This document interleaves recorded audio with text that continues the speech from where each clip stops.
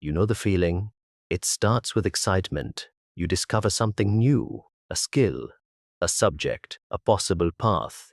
You dive in, you consume everything, you feel alive. This time feels different. This might be the one. Then something shifts. The learning curve flattens. The novelty fades. What felt fresh starts to feel familiar. The excitement you relied on to move forward is suddenly gone. You find yourself avoiding the work, making excuses. Eventually, you stop. Later, you look at the evidence, the guitar in the corner, the half-finished course, the language app you haven't opened in months, and you ask yourself the same question: why can't I stick with anything?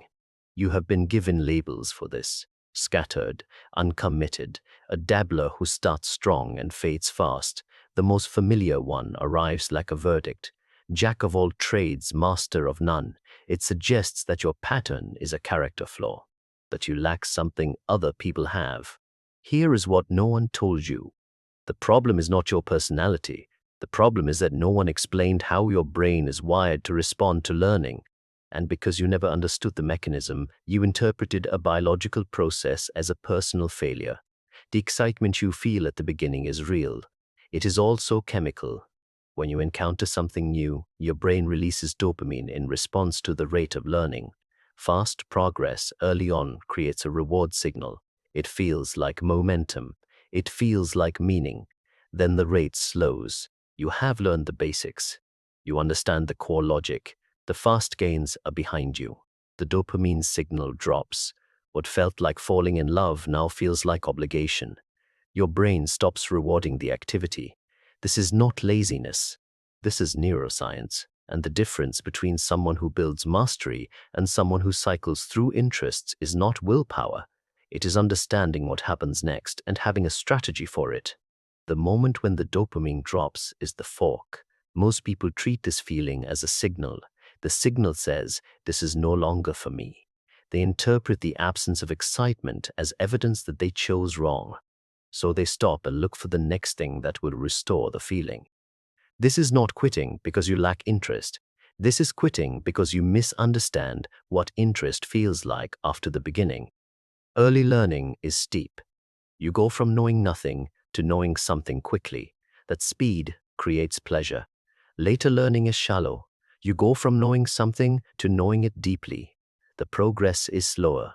The pleasure shifts from discovery to refinement. If you are only wired to enjoy the discovery phase, the refinement phase feels like failure. But there is a second factor that makes this worse. Inside your brain is a region called the anterior midcingulate cortex. Think of it as a muscle. Its job is to engage when you do something you do not want to do. When you are excited, this region sleeps. The task carries itself. When the excitement fades and you continue anyway, this region activates. It bears the weight. Like any muscle, it responds to use. Every time you push through the boredom, the frustration, the urge to quit, this region gets slightly stronger. Every time you quit at the first sign of discomfort, it gets slightly weaker. If you have spent years following the excitement and stopping when it fades, this muscle has never been trained. It cannot bear even small weight now. A difficult chapter, a confusing concept, a practice session that feels like work, these become enough to trigger a stop. You have been calling this weakness. It is not, it is atrophy. You have a muscle that was never loaded, so it cannot lift anything. The solution is not more shame. The solution is progressive loading. But you need to be honest with yourself first. Are you quitting because the skill no longer serves you, or are you quitting because it got hard and the feeling went away? The answer to that question determines everything. If the answer is that you quit when it gets hard, you have a training problem, not a character problem. The training protocol is simple: progressive overload. You would not walk into a gym and try to deadlift 200 pounds. You would start with what you can handle and add weight slowly. The same applies here.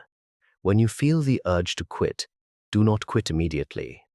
But do not force yourself to work for hours. That is like trying to lift too heavy. You will fail and reinforce the pattern. Instead, push for 15% more. If you plan to practice for 20 minutes and want to stop at 10, go to 12.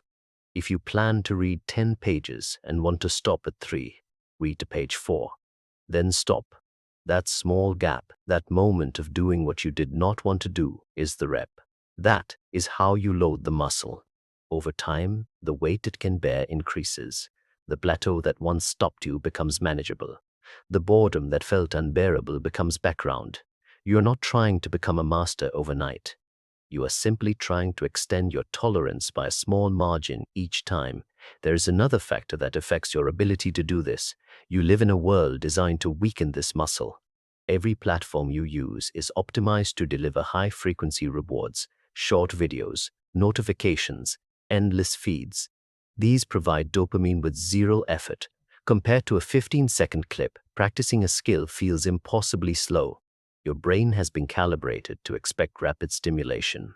When it does not arrive, you feel physical discomfort.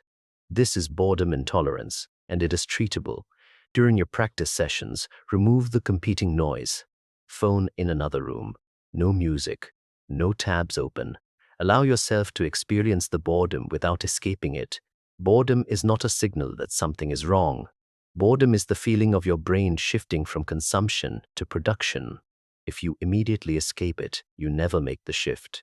For some, this is harder than for others. If you have ADHD, the dopamine system operates differently. The internal muscle alone may not be enough. You need external scaffolding, visible progress tracking, timers that create boundaries, body doubling, artificial rewards that replace what the brain does not produce naturally. These are not crutches. They are tools that allow the muscle to load properly. Here is the proposal. Pick one interest. Just one. Not for life. Not even for a year. For 6 months.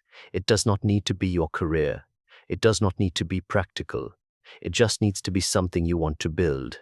The goal is not mastery. The goal is to experience the full curve. To feel the excitement of the beginning, the boredom of the middle, and to keep going anyway. To prove to yourself that you can exist in the plateau without abandoning it. When the dopamine drops, you will know why. When the urge to quit rises, you will have a protocol. 15% more, one extra rep, then stop. Load the muscle gradually. When the noise of the outside world makes the work feel impossible, you will have a practice. Remove the stimuli. Let the boredom arrive. Let it pass. 6 months, one thing. The goal is not the skill. The goal is the experience of finishing what you started, of seeing something through to the other side of the excitement. What happens next is important. Once you have built this muscle, once you know you can push through the plateau, your relationship to your interests changes. You are no longer cycling through beginnings, you are collecting depths. Each skill you build becomes a pillar. Each pillar becomes part of a larger structure. The label you have been carrying, Jack of all trades, master of none, was always incomplete. It described the beginning of the journey and assumed that was the whole story. It did not account for what happens when someone learns to push through. It did not account for the person who builds multiple depths instead of multiple surfaces. That person has another name, Polymath. Not someone who starts everything and finishes nothing. Someone who has learned to finish and then starts again from a stronger position. The muscle you build in these 6 months is not just for this one skill. It is for every skill that follows. It is the foundation of a different kind of career. One built on depth in multiple areas rather than anxiety about choosing one. You are not broken. You were never broken. You just had a muscle that no one told you about, and a world designed to keep it weak. Now you know. Pick the thing. Load the